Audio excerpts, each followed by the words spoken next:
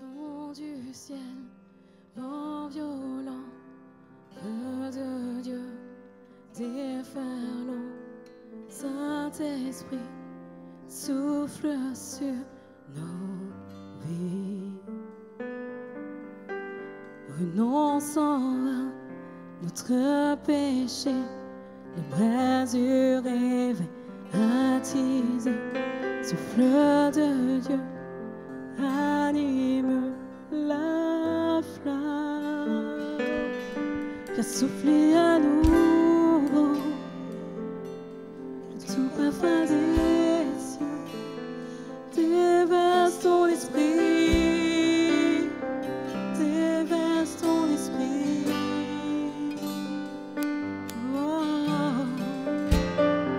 Saint-Esprit, je l'adore. Descends, Saint-Esprit.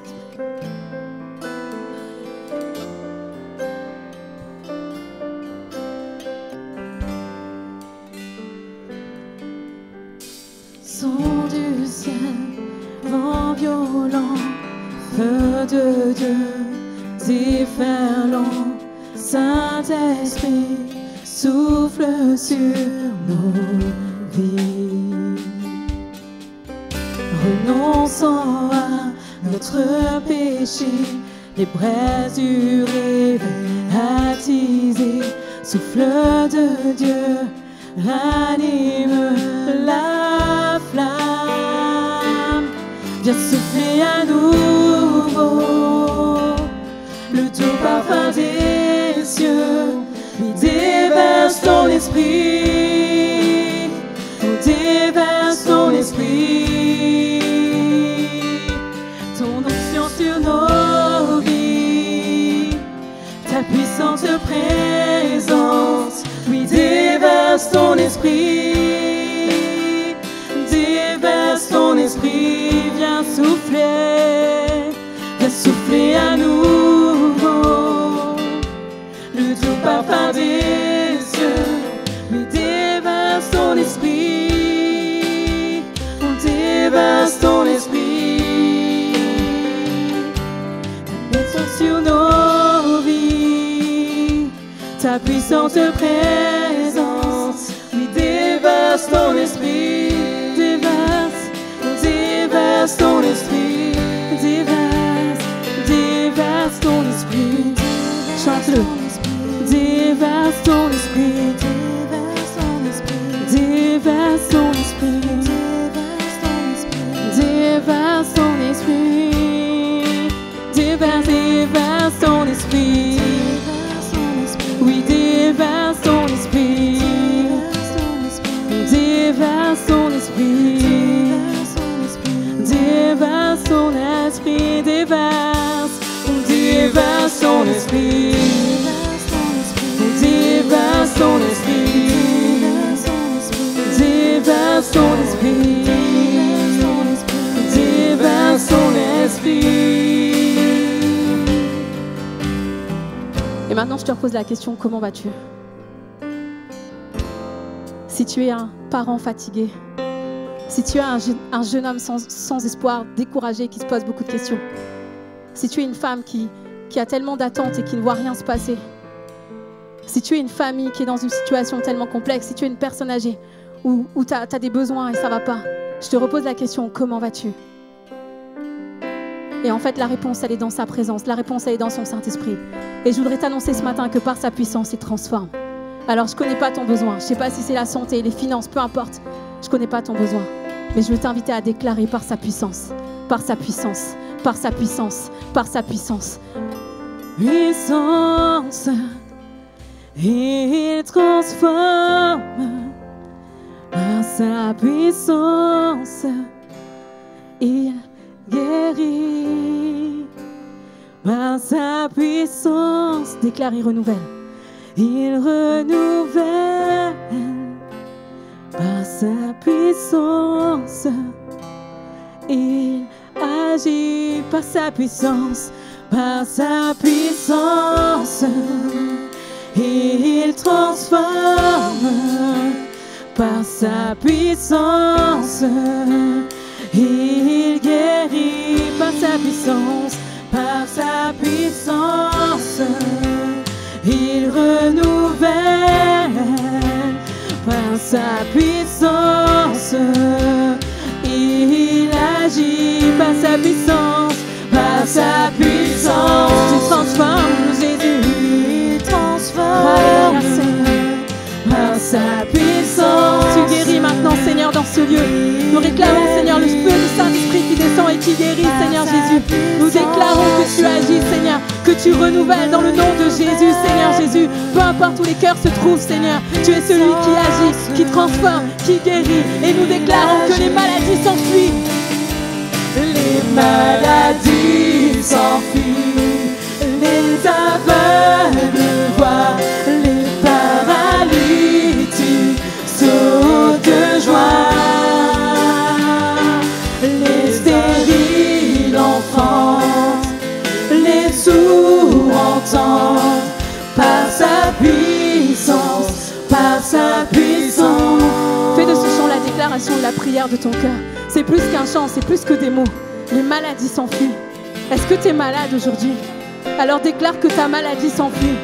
C'est plus que des paroles, c'est plus qu'une ambiance, c'est plus qu'une atmosphère. Les aveugles voient. Si tu as un désir d'enfanter, c'est plus que des mots. Il accomplit le miracle maintenant, maintenant, maintenant. Maintenant, ça en est assez, ça fait trop longtemps que tu pries. Nous déclarons, nous déclarons, nous déclarons sur ta vie, sur nos vies, sur notre Église, que par sa puissance, il transforme, que par sa puissance, il guérit. Fais de ce chant ta prière et ta déclaration maintenant.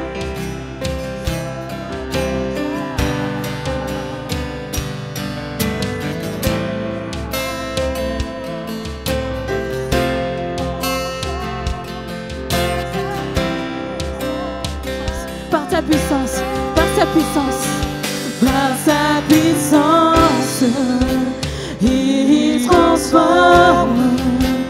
Par sa puissance, il guérit. Par sa puissance, il renouvelle. Par sa puissance, il agit. Est-ce qu'on peut applaudir Dieu pour ce qui est en train de prendre place dans nos cœurs et dans nos vies? Tu déverses ton esprit, Jésus. Tu déverses ton esprit. Déverse ton esprit, déverse ton esprit, déverse ton esprit, déverse ton esprit, déverse ton esprit. Seigneur, nous te louons et nous t'adorons pour ce qui prend place dans ce lieu. Parce que, Seigneur, la victoire est là. Parce que la victoire est saisie, parce qu'elle est accomplie. Et Seigneur, je loue ton nom parce que maintenant ta parole est ce mot qui va venir sceller. Seigneur, un mot de la part de ton serviteur et la victoire est complète, elle est totale. L'obscurité s'enfuit, la lumière vient, Seigneur Jésus. Un mot de ta parole et ce qui est chaos, Seigneur Jésus, prend vie. À l'existence, tu amènes au travers de la parole de ton serviteur. Dans le nom de Jésus, nous t'acclamons pour ce que tu fais, Seigneur Jésus.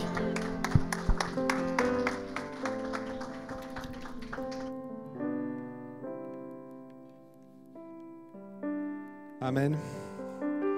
Bonjour à tous. Vous allez bien? C'est une journée un peu particulière parce que nous avons un invité, Grégoire, qui est avec nous. Et on va lui laisser toute la place dans quelques instants. J'aimerais qu'on puisse prier pour lui. Vous voulez bien? Seigneur Jésus, comme ça a été dit, nous sommes prêts à recevoir ta parole. Et nous voulons que tu fasses une œuvre dans nos vies. On n'est pas simplement là pour écouter. On est aussi là pour recevoir de ta part. Et voir cette œuvre grandir dans nos cœurs. Parce que tu es un Dieu qui parle et qui veut agir. Pas simplement un Dieu qui voit les choses se passer. Non, tu es un Dieu qui intervient dans les vies, qui veut intervenir dans nos vies. Et l'un des moyens que tu as trouvé, c'est ta parole. Alors on te prie pour Grégoire, pour ce que tu as déposé sur son cœur. Ce matin, je te prie de le fortifier, de l'encourager. Merci pour sa présence au milieu de nous. Bénis sa famille qui est là aussi. Et que vraiment, Saint-Esprit, tu viennes parler à nos cœurs. Souffle sur nous. Au nom de Jésus. Amen.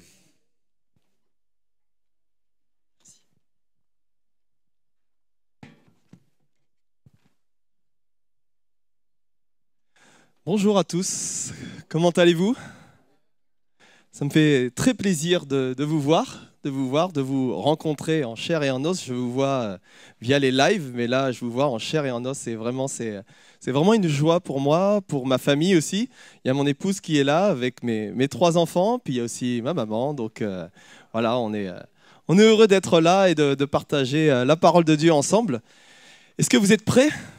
Après ce moment de louange, vraiment juste magnifique, merci à l'équipe. Vraiment, je crois que la louange, lorsqu'on est dans la louange, il y a des choses qui se passent. Est-ce que vous le croyez?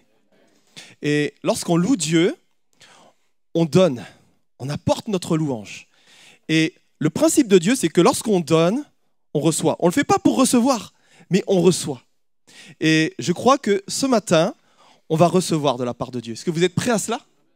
Je crois que Dieu a une parole pour nous. Je crois que Dieu a une parole pour vous, mais aussi pour moi. Et je crois que Dieu va nous remplir de son Saint-Esprit. Je prie que le Saint-Esprit puisse maintenant vous remplir, puisse vous renouveler. Parce que ce matin, il doit y avoir des renouvellements qui doivent prendre place. Il doit y avoir peut-être des délivrances en fonction de chacune de nos situations. Nous sommes chacun dans des saisons de vie qui sont différentes. Certains ont besoin d'être renouvelés, certains ont besoin de guérison, certains ont besoin de consolation. Et peu importe notre situation, on a besoin de Dieu. Vous le croyez? Alors Dieu va nous parler. Et quiconque ici est chrétien depuis plus de quelques jours sait que nous vivons tous des épreuves. Est-ce que c'est votre cas? On vit tous des épreuves. On vit tous des difficultés. Alors mon message aujourd'hui s'intitule « Comment sortir de l'épreuve ?» C'est simple, mais je crois qu'on en a tellement besoin. On a tellement besoin de comprendre que l'épreuve, c'est normal. C'est des choses normales. Et on va le voir ensemble. On va voir les différentes sortes d'épreuves qu'on va avoir, et on va voir aussi comment en sortir. Parce que je crois que une fois qu'on a compris que l'épreuve était normale, et on va le voir ensemble, une fois qu'on a compris que l'épreuve était normale, c'est qu'est-ce que je dois en retirer et comment je fais pour en ressortir vainqueur, pour sortir gagnant de cette épreuve. Est-ce qu'il y en a qui n'ont jamais vécu d'épreuve ici? Non, donc ça devrait concerner à peu près tout le monde. C'est vrai qu'au début, quand on se convertit, on donne notre vie à Dieu et on se dit que tout va aller dans le meilleur des mondes. Tout va bien aller. Ah oui, je viens de donner ma vie à Dieu, puis tout va bien. Puisque je prie, Dieu répond. C'est extraordinaire. Alors je ne sais pas pour vous, mais j'ai souvent eu ces témoignages et je l'ai vécu moi-même. C'est vrai qu'au départ, tout semble relativement facile. Je prie, Dieu répond. Waouh, extraordinaire. Mais Seigneur, pourquoi ça ne continue pas tout le temps comme ça? Parce que nous avons besoin de grandir, de progresser. Nous avons besoin de passer d'un bébé spirituel à un homme, à une femme faite. À des gens qui sont spirituels, qui sont faits, qui sont à l'image de Christ et qui grandissent. Et on a besoin de grandir et c'est par l'épreuve que nous grandissons. D'ailleurs, on va prendre l'exemple d'un sportif. D'accord? Un sportif va passer par un tas d'épreuves pour pouvoir être un sportif accompli. Par exemple, il va passer, durant sa période de formation, il va se former, il va progresser, il va passer par des blessures. Il est possible qu'il y ait des blessures, c'est même souvent le cas, parce que son corps est soumis à rude épreuve. Des blessures musculaires, des blessures articulaires, osseuses des fois. Des fois, il va se lever le matin et il n'aura juste pas envie. Il n'aura pas envie de s'entraîner, il n'aura pas envie. Sauf que chaque jour où il ne va pas s'entraîner, c'est un jour de moins où du coup il ne progressera pas. Ensuite, il peut avoir le sentiment de ne pas être au niveau. Vous savez, ça se passe là. Ben non, je suis nul et j'y arriverai jamais. Et des fois, tu peux te lever le matin et te dire, je suis nul. J'y arriverai jamais. Le sportif va peut-être avoir aussi cette pensée de, qu'est-ce que pensent les autres? Le qu'en dira-t-on? Qu'est-ce que les autres pensent de moi? Est-ce que je vaux encore le coup? Il y en a des fois qui vont être découragés. Et il y en a encore qui vont subir la solitude. Ils vont s'entraîner. Et puis il y a la gloire, il y a les stades, et il y a tout ça. Et la réalité, c'est que quand tu es tout seul, tu es tout seul. Eh bien, c'est un petit peu la même chose. Lorsque on est chrétien, on vit des moments compliqués. Et c'est dans ces moments compliqués que tu vas grandir si tu ressors gagnant de ces épreuves. Alors ensemble, on va voir donc les différents types d'épreuves ce matin et on va voir, à la lumière de la parole de Dieu, comment nous pouvons sortir de ces épreuves. Donc j'ai 5 types d'épreuves. Alors elles ne sont pas listées dans la Bible comme ça. C'est pas une liste exhaustive, d'accord ? Il y en a peut-être d'autres. Mais on va voir tout au long de ce matin, de cette matinée, les différents types d'épreuves.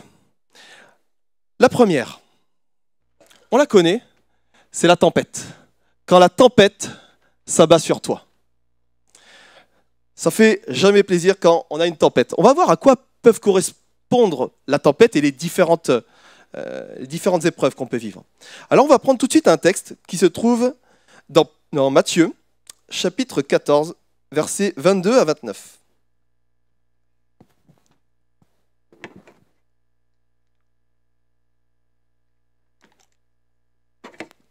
Jésus vient de faire la multiplication des pains et il y avait juste une foule énorme. Et là, il a envie de montrer quelque chose à ses disciples de vraiment particulier. Comment passer au travers de la tempête. Est-ce que vous êtes prêts à ça ? Alors je lis au verset 29. Aussitôt après, donc après cette multiplication, ce miracle juste incroyable, il obligea les disciples à monter dans la barque et à passer avant lui de l'autre côté, pendant qu'il renverrait la foule. Quand il eut renvoyé, il monta sur la montagne pour prier à l'écart. Et comme le soir était venu, il était là, seul. La barque, déjà au milieu de la mer, était battue par les flots, car le vent était contraire. À la 4e veille de la nuit, Jésus alla vers eux, marchant sur la mer. Alors, on a l'habitude, pour vous qui êtes chrétiens, peut-être vous avez l'habitude de lire ce passage, ce n'est pas normal. Quelqu'un marche sur l'eau, c'est pas normal. D'accord ? Des fois, on lit la parole de Dieu, et puis peut-être tu es chrétien depuis longtemps, et puis tu t'y habitues. Jésus marche sur l'eau, c'est pas quelque chose qu'on voit partout. Quand les disciples virent marcher sur la mer, ils furent troublés et dirent « C'est un fantôme !» Et dans leur frayeur, ils poussèrent des cris. Jésus leur dit aussitôt « Non, rassurez-vous, c'est moi, n'ayez pas peur. » Pierre lui dit, alors Pierre, il avait tendance à répondre du tac au tac, lui il comprenait plus rapidement que les autres. Pierre lui répondit, Seigneur, si c'est toi, ordonne que j'aille vers toi sur les eaux. Je viens de vous dire que ce n'est pas un truc normal, mais c'est Jésus. Pierre, c'est pas Jésus. Pierre, c'est un être humain. Et là, il dit, ok, s'il y a Jésus qui est là, alors je peux aller vers lui. Comment, dans sa tête, il y a un mécanisme qui se passe pour se dire, ok, ce que Jésus fait, je peux le faire. Il faut quand même avoir une certaine dose de foi, on va le voir juste après. Pierre sortit de la barque et marcha sur les eaux pour aller vers Jésus. Alors oui, on sait ce qui s'est passé après. Il s'est enfoncé, d'accord, ça n'a pas duré longtemps. Mais il a eu un pas de foi que les autres n'ont pas eu. On va y revenir juste après. Alors, à quoi on pourrait comparer la tempête ? On pourrait comparer la tempête à des relations conflictuelles, par exemple, que tu pourrais avoir. Ton époux, ton épouse, tes enfants, tes parents, collègues, amis, voisins. Ça vient là comme brasser une tempête. Ce que je dis là, c'est pas forcément, c'est pas, comment dirais-je, une doctrine, hein, d'accord ? Vous avez compris. Mais on pourrait comparer la tempête à des relations conflictuelles ou, par exemple, à des problèmes financiers. Tu sais que quand tu es en galère financière, tu sais que tu es en train de vivre une tempête. Tu sais que ça ne va pas être facile. Quand la fin du mois, tu ne sais pas ce que tu vas pouvoir manger. Tu ne sais pas comment tu vas pouvoir remplir ton frigo. Tu sais que tu es dans la tempête. Tu sais que tu es dans la difficulté.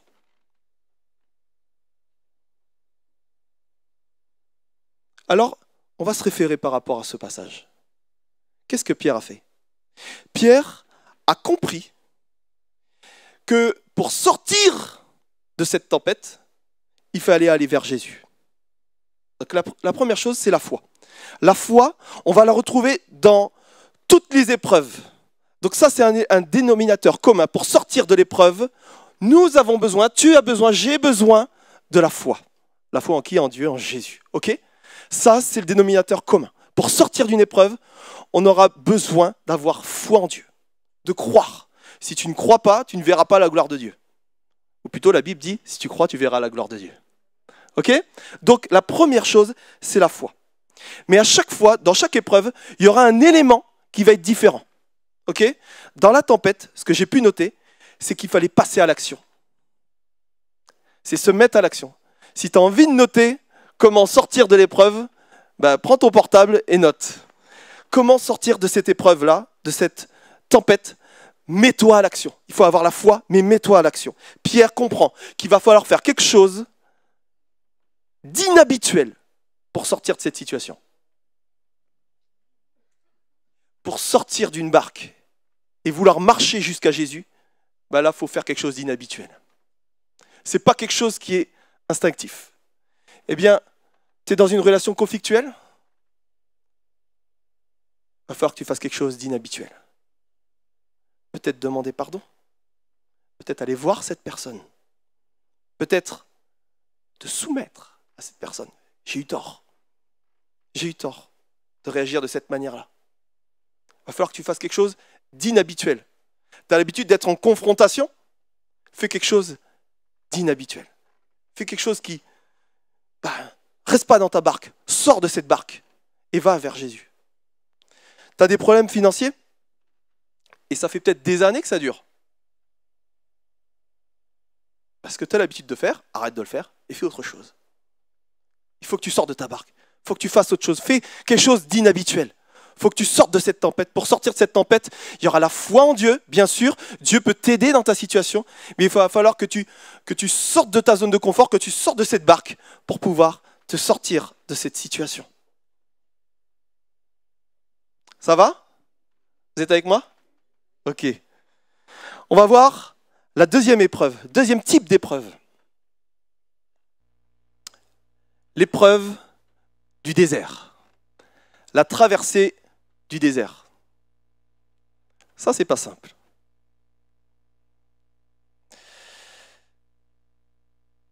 Alors, le désert, tout de suite, on pense à rien. Le peuple de Dieu, oui, le sable, oui, bien. On va y revenir sur le sable, c'est intéressant. On pense au peuple de Dieu dans le désert. On est d'accord? Ok. On va prendre un passage qui se trouve dans Deutéronome, chapitre 8 et au verset 2.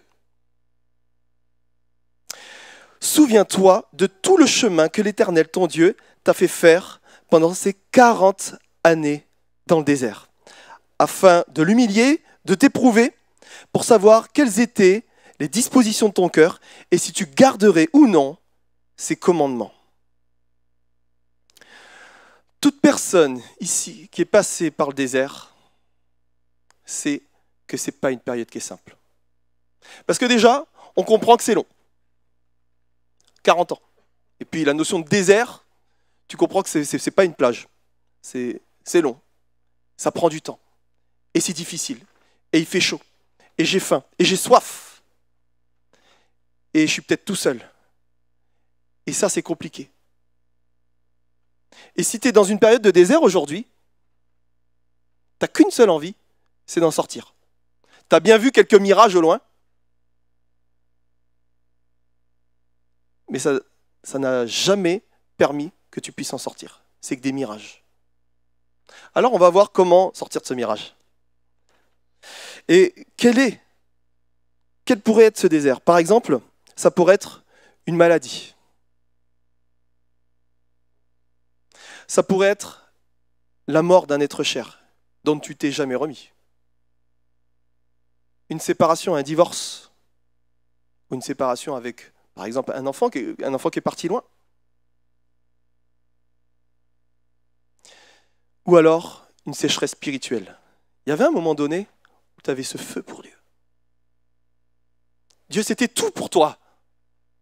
Quand tu te levais le matin, tu passais un temps en prière. Ça, c'était ton rituel. Et ce n'était pas un rituel religieux. Quand tu te levais le matin, tu prenais ce temps de face à face avec Dieu. Et puis tu étais là, et puis tu parlais, tu priais, tu prenais ce temps avec lui. Mais ça a disparu. Alors au début, encore ça allait. J'arrivais encore à louer Dieu, et puis j'arrivais encore à lire un peu ma Bible, et puis un jour, ça s'est complètement arrêté. Du coup, la seule relation que j'ai avec Dieu, c'est ici, et c'est par parcimonie, c'est une petite pointe de sel.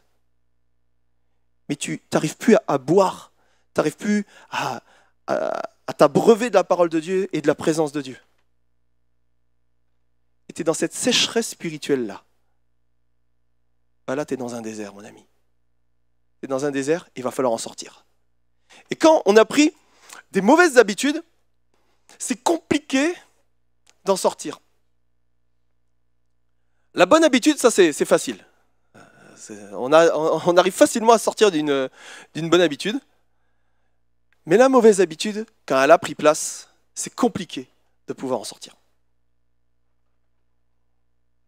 Alors, dans ton désert, il y a toujours ces deux points. Le premier, la foi. Ah, il y a quelqu'un qui sait bien ça. La foi.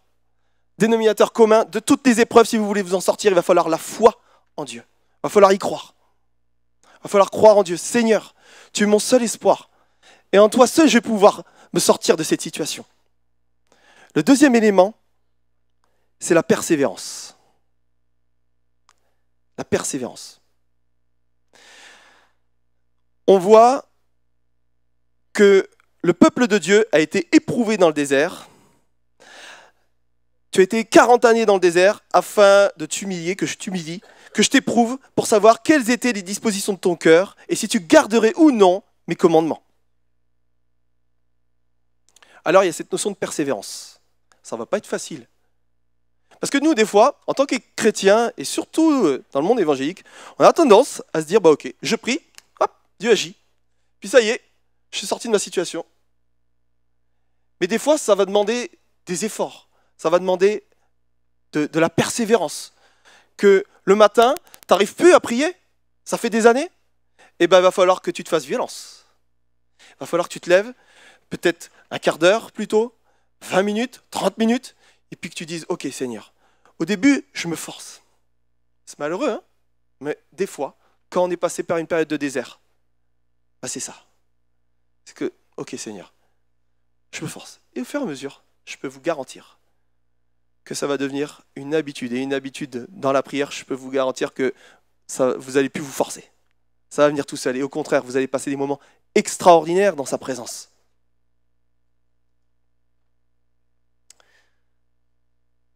Alors, je ne sais pas si vous avez remarqué, quand on parle du désert, on pense au peuple de Dieu, mais aussi on pense à Jésus.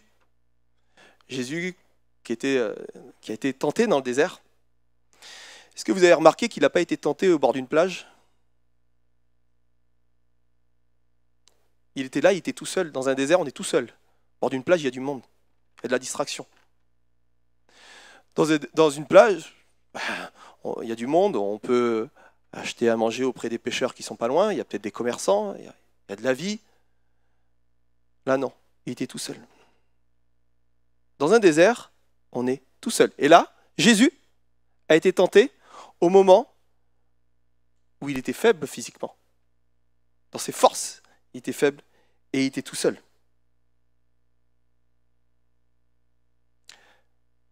C'est dans les moments de faiblesse que le diable viendra te tenter. Alors si tu es dans un désert, tu es une proie facile. Tu es une proie facile pour le diable. Il peut venir te tenter. Il peut venir comme un lion. C'est pas un lion. Il est comme un lion. Il est là et il rôde. Et à ce moment-là, on a une proie facile et on peut tomber.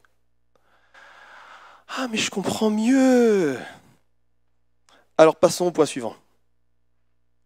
Je comprends mieux pourquoi je tombe et pourquoi je tombe encore à nouveau. C'est peut-être parce que je suis dans un désert que je tombe. Donc résultat, tu cumules 2 épreuves. L'épreuve du serpent. Le serpent cherche à me tromper. On va lire un passage dans Genèse 3, versets 1 à 4, que vous connaissez. Le Seigneur a créé la terre, les cieux, les animaux, les êtres humains, Adam, Ève, le jardin d'Éden, magnifique. Et puis, il y a une règle, une, pas beaucoup, une.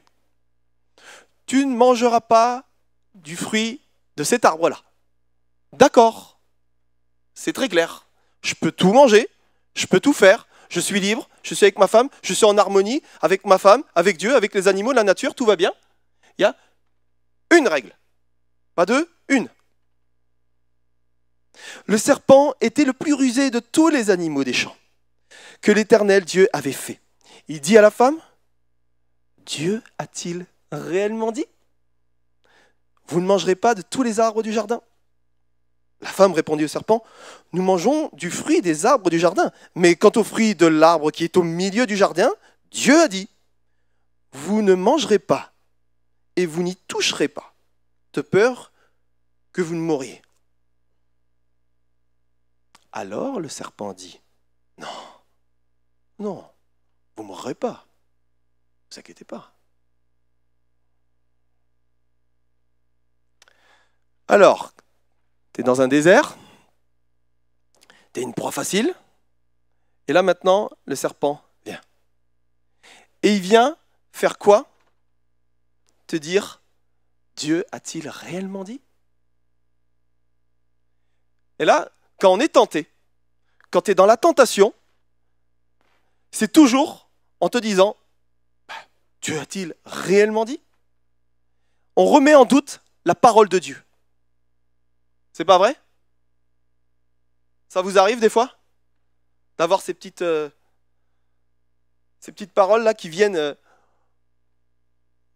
vous frétiller l'oreille, puis là votre cœur il est comme balancé de gauche de droite. Quand quelqu'un me fait une queue de poisson, j'ai qu'une seule envie. On a des tentations des fois comme ça. Des fois c'est d'autres aspects. Quand on est tout seul, dans sa chambre, dans son appartement, et on est là, et on est tout seul face à une tentation, et ce serpent vient. Dieu a-t-il réellement dit? Il vient mettre le doute en toi. Et il vient toujours par rapport à une faiblesse qu'on a. D'accord? C'est-à-dire qu'en fait, la tentation que je vais avoir moi, c'est pas la même que tu vas avoir. Et puis, la tentation que tu as, ça va pas être la même que chacun va avoir. Vous voyez? On est tous tentés par rapport à une faiblesse qu'on a. Et on est tous tentés. Et ce qui est bizarre, c'est que des fois, la tentation que nous, on vit, on a tendance à la minimiser. Et puis alors, tu connais pas la vie de l'autre là, c'est quelque chose, hein. Mais l'autre qui est là, il se dit, tu connais pas la vie de celui-là? Allez non, j'aimerais pas être à sa place, parce que franchement, c'est pas propre. Hein. Vous voyez? Et des fois, on est dans cette tendance de jugement.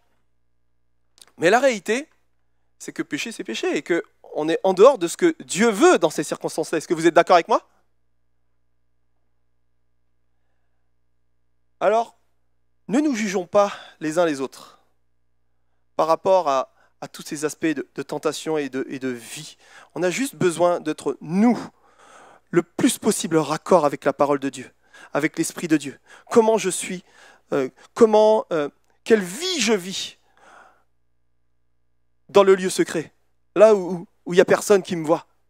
Dans le lieu secret, ça doit être sa présence, ça doit être sa parole. Il ne doit rien y avoir de caché.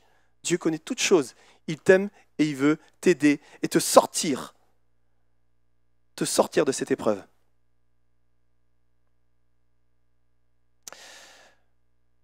Alors, tout à l'heure, on a parlé de Jésus dans le désert. On va y revenir.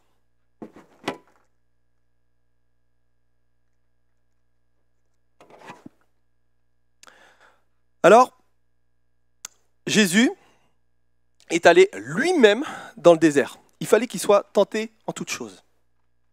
Et vous allez voir, c'est très intéressant, vous allez voir comment sortir de cette épreuve lorsque le serpent vient vous tenter.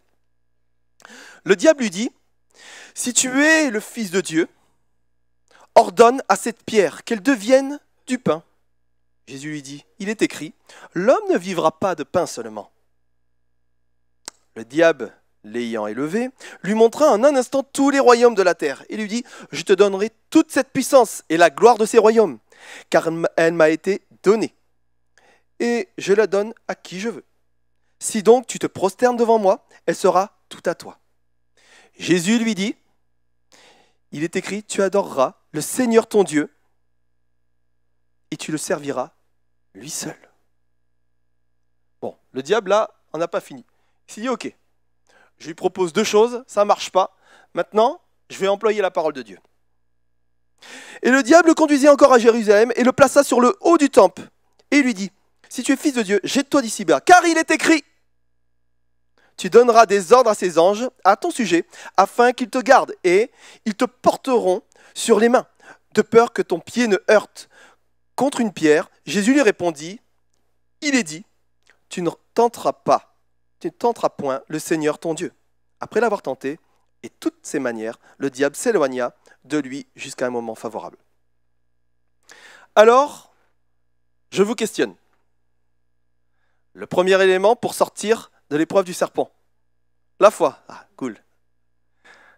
La deuxième, à votre avis, la parole. La connaissance de la parole de Dieu. À chaque fois que le diable est venu tenter Jésus, Jésus a répondu par sa parole. Ah, ça commence à devenir intéressant. Parce que justement, dans mon désert, j'arrivais plus à lire ma Bible. Alors j'ai compris que j'étais seul, j'ai compris que c'était compliqué, mais maintenant je comprends qu'il faut que je lise ma Bible, que je connaisse ma Bible et que je la vive. Parce que sinon, tu ne t'en sortiras pas. Tu ne peux pas sortir d'une tentation si tu ne connais pas la parole de Dieu.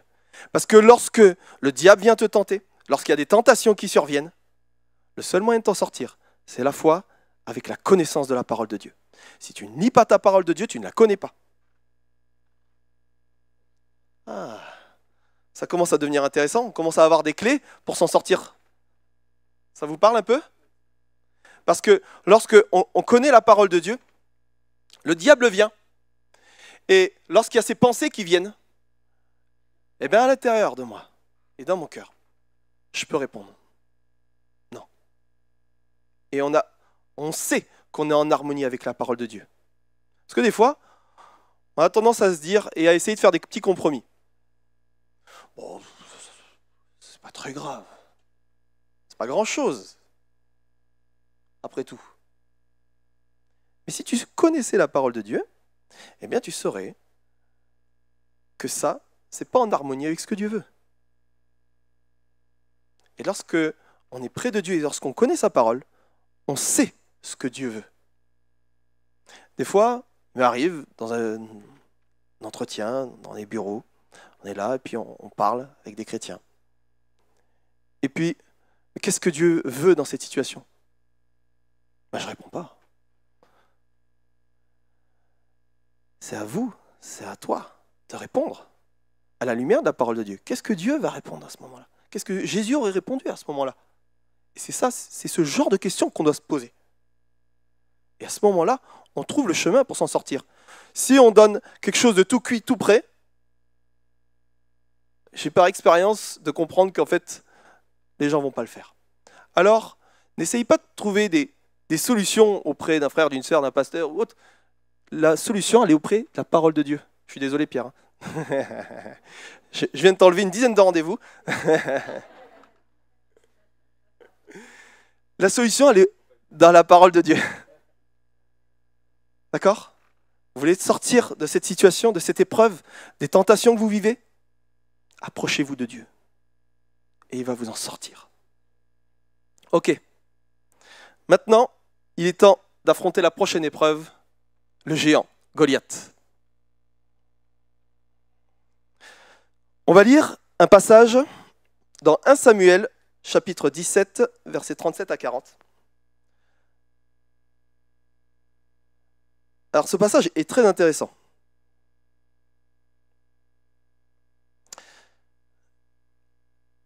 L'armée de Dieu est là, devant les Philistins. Et ça fait quelque temps déjà que les Philistins se régalent à juste faire peur à l'armée de Dieu avec ce géant Goliath. Et il est là, il se présente, et puis il n'y a personne qui est prêt à le combattre. Et puis, il y a David qui arrive sur le champ de bataille, et puis il entend qu'il y a une récompense. Je vous laisserai lire le passage, mais il comprend qu'il y a une récompense pour celui qui écrasera ce Philistin.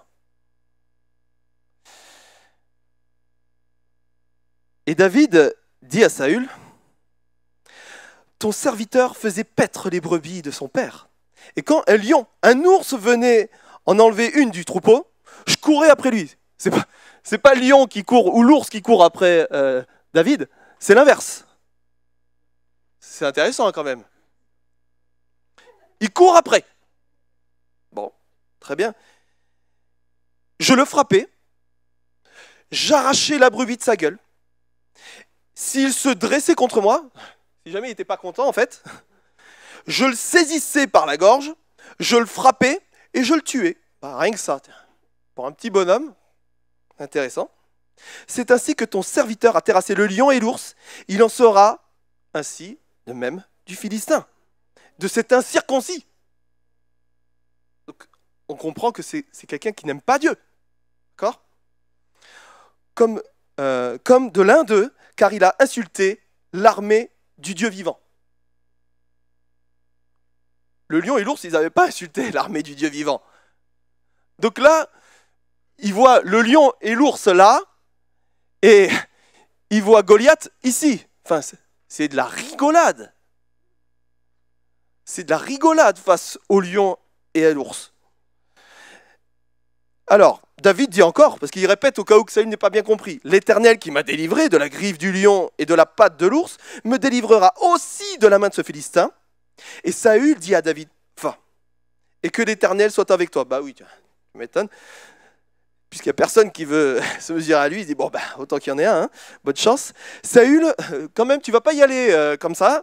Saül fit mettre ses vêtements à David, il plaça sur sa tête un casque d'airain, il le revêtit de sa cuirasse. David ceignit l'épée de Saül par-dessus ses habits. Il voulut marcher, car il n'avait pas encore essayé. Mais il dit à Saül, non, je ne peux pas marcher avec cette armure, je ne suis pas accoutumé, je n'ai pas l'habitude de ça. Et il s'en débarrassa. Il prit en main son bâton et choisit, et là, écoutez bien, c'est très intéressant. Il prit en main son bâton, ça il a l'habitude de son bâton. Il choisit dans le torrent 5 pierres polies et les mit dans sa gibecière, c'est une sorte de sacoche, de berger et dans sa poche. Puis sa fronde à la main, il s'avança contre le Philistin. Alors à quoi on va pouvoir comparer ce géant, Goliath? On peut le comparer par exemple à une menace, quelque chose qui t'arrive dans ta vie, une menace. Une personne qui te veut ou qui te fait du mal, par exemple. Ça peut arriver, ça arrive. Ça peut être par exemple un examen. Cette liste n'est non exhaustive, hein, vous avez bien compris. Hein.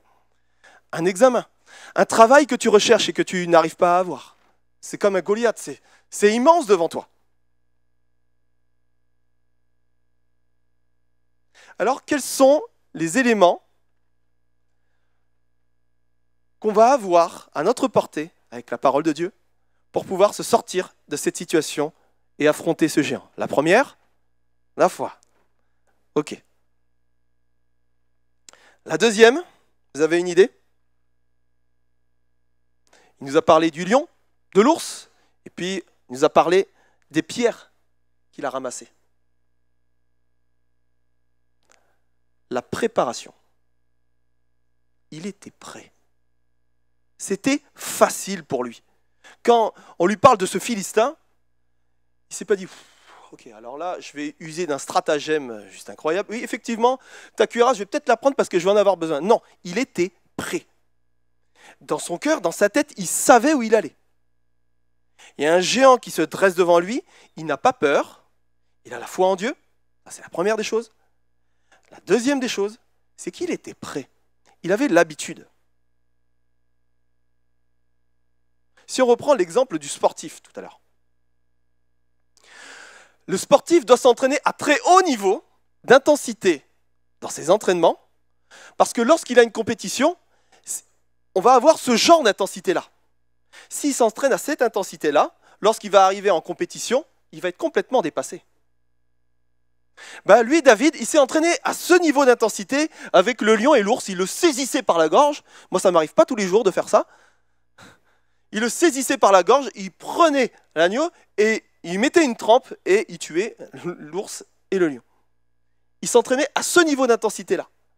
Ça veut dire que le Philistin qui est en plus de ça, c'est quelqu'un qui a insulté Dieu, l'armée de Dieu, et qui en plus c'est quelqu'un qui n'aime pas Dieu, c'est un incirconcis, j'aime autant vous dire qu'il n'est pas du tout à cette intensité-là, il est bien en dessous. Donc David était prêt. Est-ce que face à ce travail que tu recherches depuis des mois, des années, est-ce que tu es prête, est-ce que tu es prêt? Face à cette personne qui te veut du mal, qui te fait du mal, qui te décrédibilise au travail ou dans ta famille, est-ce que tu es préparé? Ou est-ce que tu arrives et puis tu sors les premiers mots qui te sortent de la bouche et puis « Ah, purée, j'aurais pas dû dire ça ». Et tu fais partie des gens qui se disent « Purée, j'aurais dû, j'aurais pu, si ça avait été comme ça, puis j'aurais pu lui répondre ça, là, ça aurait été beaucoup mieux ». Avoir la solution, mais après, ça vous arrive? Il y a besoin d'une préparation spirituelle. On est prêt. On sait qu'on va rencontrer cette personne, on sait qu'il y a des conflits. Je vais me préparer, Seigneur, donne-moi de l'amour. Donne-moi de la bonté pour cette personne-là, qu'elle puisse être troublée. Viens, Seigneur, agir par ton Saint-Esprit. On cherche un travail, on envoie 2 CV et puis on pense trouver un travail. Non mais là, il y a un géant quand même. Il va falloir choisir tes pierres. C'est ce qu'a fait David. Vous voyez, quand on relit ce passage, David a choisi ses pierres. Des pierres bien polies. J'aimerais te dire qu'il va falloir choisir tes armes. On lui a confié des armes. On lui a confié des armes de ce monde. Vous savez, l'épée, la cuirasse. Alors, c'est pas en référence avec la cuirasse de la justice, la parole. Non, c'est pas du tout ça.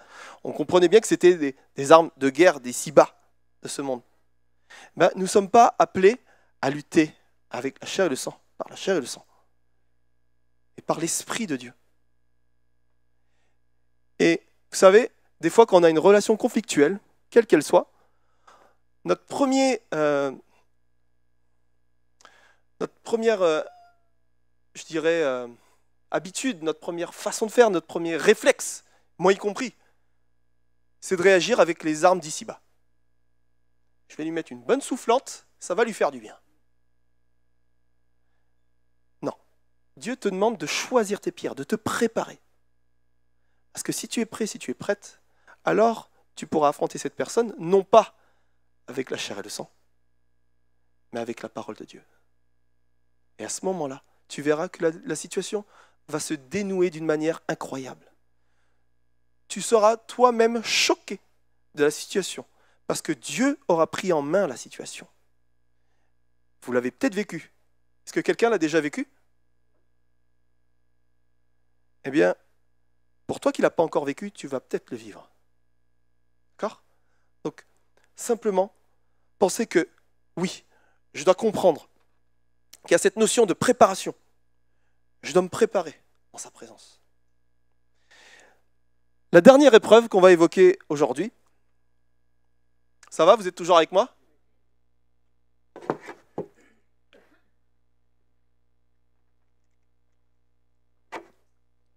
C'est l'épreuve de la prison, du cachot, comme tu veux, du puits. Tu es enfermé, tu es là, tu es dans le noir. Alors, il y a un passage qui est évident, qu'on va lire, qui est dans Actes 16, versets 22 à 26. C'est le passage de Paul et Silas qui sont en prison. Ils n'ont rien fait de mal, hein. Ils annoncent la parole de Dieu, ça ne plaît pas à tout le monde. La foule se souleva aussi contre eux, et les prêteurs, ayant fait arracher leurs vêtements, ordonnèrent qu'on les bâtît de verges. Rien que ça. Après qu'on les eut chargés de coups, ils les jetèrent en prison, en recommandant au geôlier, celui qui gardait la prison, de les garder sûrement. Tu t'endors pas, mon garçon, tu les gardes, d'accord ?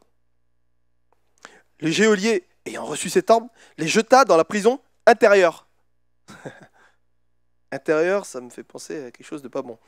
Et leur mit les ceps aux pieds.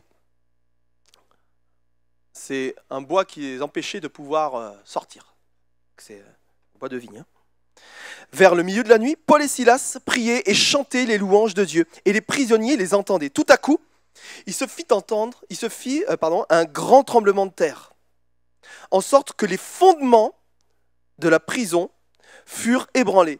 Au même instant, toutes les portes s'ouvrirent et les liens de tous les prisonniers furent rompus. Waouh, amen. Ah ben ça c'est pas mal ça quand même. Je suis là, je suis en prison, je suis dans mon cachot, ça va pas, il fait froid, il y a des rats, il fait noir, c'est pas très glamour. Ben je loue Dieu. Hein? Je loue Dieu. Merci Seigneur, parce que tu m'as envoyé ici. C'est magnifique. Ben oui, parce qu'au début, quand on est dans une situation comme ça, on pourrait se dire, Seigneur, je vais te louer, mais vous savez, du bout des lèvres, quoi. Ben, il semblerait que là, c'était pas du bout des lèvres. Ils ont loué Dieu à pleine voix, de telle sorte qu'il y a eu un grand tremblement de terre et que les fondations de la prison se sont ébranlées, jusqu'à ouvrir les barrières et les chaînes qu'ils avaient aux pieds. Je ne vois pas le rapport entre les fondations et les chaînes. Donc, toute personne qui pourrait penser que c'est dû à un tremblement de terre naturel, de la chance, vous savez, c'est comme le peuple de Dieu qui est passé à travers les eaux, où certains, même théologiens, pensent qu'effectivement, ils ont traversé, mais c'était dû à un flux d'eau climatique et qu'effectivement, ils ont pu traverser parce qu'ils avaient quelques 50 cm. Non, non. Quand Dieu fait quelque chose, il le fait, c'est miraculeux. Et il n'y a pas de chance. Il n'y a pas de cours de l'histoire comme ça. Ça n'existe pas. Donc, un tremblement de terre qui va ouvrir les portes et rompre les chaînes. Ça n'existe pas. Là encore, on est dans le domaine du miracle. Alors, vous voulez vivre un miracle, vous qui êtes dans votre cachot ? Le cachot pourrait être comparé à quoi ? À une dépression. Tu es peut-être dans cette dépression, dans ce trou, dans ce cachot, dans cette prison qui t'enferme depuis des mois, des années. Du découragement. Que ce soit dans ta famille ou dans ton travail. Tu es découragé. Tu n'as plus l'envie d'avancer. Ou alors, le matin, quand tu te regardes dans le miroir et que tu te dis que des choses négatives. Qu'à chaque fois, tu te dis que tu n'y arriveras pas, que tu ne t'en sortiras pas, et que de toute façon, c'est ta vie, et que tu es fataliste. Ben là, tu es dans ce cachot. Alors, lorsque je lis ce passage, qu'est-ce que je comprends ? Qu'il va falloir un miracle. Et que le miracle, je vais le vivre, premièrement, par la foi. Et le deuxième point, la louange. La louange. Mon ami, si tu ne loues pas Dieu, tu ne peux pas sortir de cette prison. Tu veux sortir de cette prison ? Loue Dieu, adore-le, glorifie-le, parce que tu vas voir que tu vas sortir de cette prison. Au lieu de te regarder le matin et de te dire « je suis moche, j'y arriverai pas, je suis nul, de toute façon, tout ça c'est bien fait pour moi, C'est comme ça, c'est tout. Je le mérite bien. Change. Adopte le regard de Dieu sur ta vie. Si le pianiste veut bien revenir.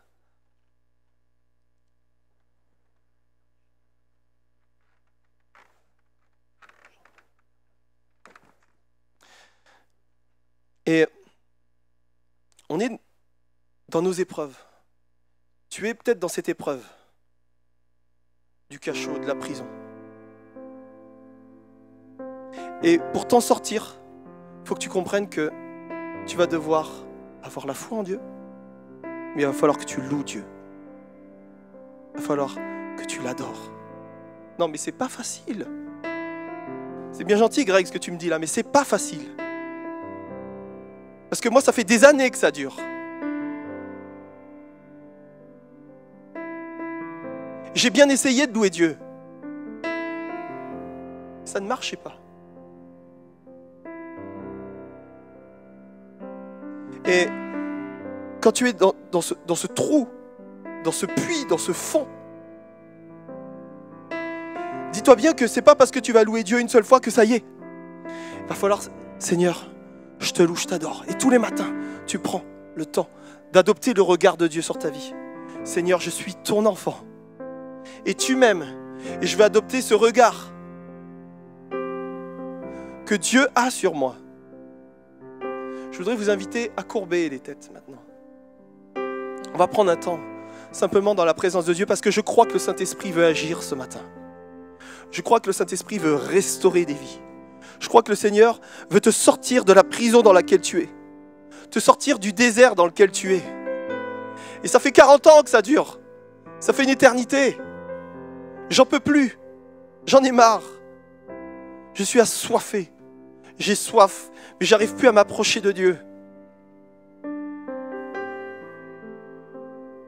Je suis dans mon cachot, je suis dans ma tristesse. Et rien pour m'en sortir. Il y a le géant qui se dresse devant moi. Et lui aussi, ça fait des années qu'il me nargue. Comme Goliath narguait le peuple de Dieu. Ça fait des années qu'il me nargue. Qu'il est là en train de se moquer de moi. Mais il est temps qu'il y ait quelque chose qui se passe aujourd'hui dans ta vie. Qu'il y ait une restauration. Qu'il y ait une délivrance de toutes ces pensées limitantes que tu vis. Peut-être que le serpent t'a trompé. Et peut-être que tu es coincé dans ces fausses paroles qu'il t'a dites. Et que tu n'arrives pas à t'en sortir. Que tu es tenté jour après jour. Et qu'à chaque fois, tu tombes. À chaque fois, tu n'arrives pas à te relever. Tu mets du temps, tu demandes pardon à Dieu. C'est dire, tu m'acceptes. Puis au moment où tu crois enfin être debout, ça recommence. Tu revis la même chose. Dieu veut te sortir de là. Le Seigneur est là. Et il veut te sortir de cette tempête. Il veut te sortir de là. Il veut t'extirper de cette boue. Sache que l'épreuve va te faire grandir, mais il faut en ressortir vainqueur.